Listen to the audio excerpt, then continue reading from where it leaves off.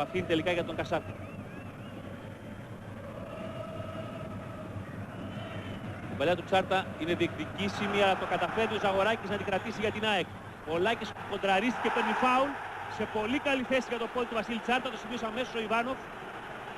Ο Ρομπέρτο Κάρλος διαμαρτύρεται, αλλά στο replay που θα μας δώσει ο Δημήτρης Δανίκας, σκηνοθέτης μας ελπίζω, θα δείτε ότι εδώ, κοιτάξτε ότι ο Ανολάκης έχει την μπάλα, έρχεται με δύναμη ο Κάρλος και τον σπρώχνει.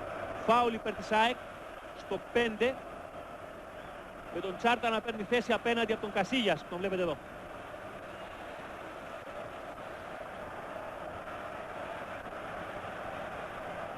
Είναι και ο Πέτκοφ εκεί που επίσης έχει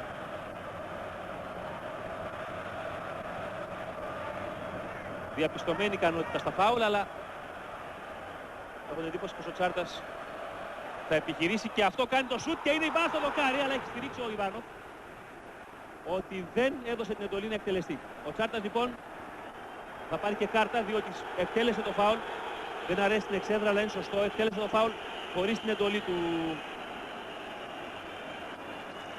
ηλικίας 41 ετών διαιτητή από τη Μόσχα, καθηγητή σωματικής αγωγής.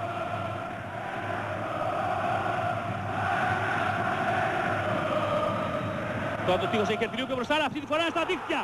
Και ο Τσάρτας ανοίγει το σκορ στο 6ο λεπτό. Ένα εκπληκτικό φάουλ από τον Βασίλη Τσάρτα, που νομίζω ότι ο ίδιος μέσα του τώρα λέει καλύτερα η κάρτα που πήρε παρά αυτό που συνέβη πριν η μπάλα στο δοκάρι. Ένα φάουλ εν στάση του Βασίλη Τσάρτα. Θύμισε εκείνα τα χτυπήματα φάουλ του μεγάλου Τάκη Νικολούδη στη δεκαετία του 70 στην πορεία της ΑΕΚ μέχρι τα ημιτελικά του κυπέλου UEFA το 77. Ένα φάουλ πάντως, δεξιοτεχνία πραγματική από τον Τσάρτα. Ο Κασίγιας άργησε να φύγει προς την μπάλα, όταν το ξαναδούμε θα καταλάβετε τι λέμε. Ο Τσάρτας βλέπετε, βρήκε με ένα βήμα την μπάλα και από εκεί και πέρα ο Κασίγιας άργησε να φύγει, αλλά και να έφυγε νωρίτερα. Έχω την εντύπωση δεν μπορούσε να κάνει τίποτα. Η ΑΕΚ στο 6 είναι μπροστά στο σκορ με 1-0. Πάμε λίγο στην λίνια του Ροδίτου. Ποια ήταν η αντίδραση του πάγκου της ΑΕΚ μετά κατά τη διάρκεια της φάσης Μίνα.